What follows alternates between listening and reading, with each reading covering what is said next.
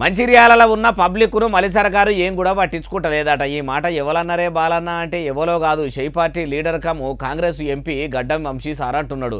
అధికారంలో ఉన్న వంశీ సారే ఆయన కాంగ్రెస్ పార్టీ గురించి అట్లా అన్నాడాయే అంటే అన్నాడు కాబట్టి ఇట్లా చెప్తున్నా. ఈనుండ్రి మీరు కూడా ఇగో అయ్యా ఎంపీ గడ్డం వంశీ సారు ఇక సురువు చేయండి మీ ముచ్చట.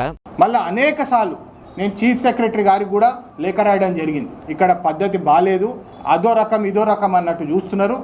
మరి ఈ రైతుల మీద ఎందుకు మీ కక్ష? అంటే పెద్దపల్లి రైతులనే చూసుకుంటాము, మేము మంచిర్యాల రైతులను చూసుకోమని చెప్పి ఏమైనా ఎవరైనా మీకు ఆర్డర్స్ ఇచ్చిండ్రా? ఇనరా ఏమంటున్నావు, ఇంకా మస్తుగానే అన్నాడు మొత్తం ముచ్చటి నుండి. ఇప్పుడు మళ్ళీ ఇంకో యాంగిల్లో చూస్తే మంచిర్యాల డిస్ట్రిక్ట్లో ఎస్సీ కాన్స్టిట్యున్సీలు ఎక్కువ ఉన్నాయి, అంటే దళిత రైతాంగాలు ఎక్కువ ఉంటారు. అంటే మీకు దళితుల పంట అని మీకు వద్దా? అదా మీ అహంకారము? మంచిర్యాలలో ఎక్కువ మంది ఎస్సీ కులమోళ్ళు ఉంటారు కాబట్టి కావాలని సర్కారు మంచిర్యాల రైతులను పట్టించుకుంటలేదా అనబట్టే.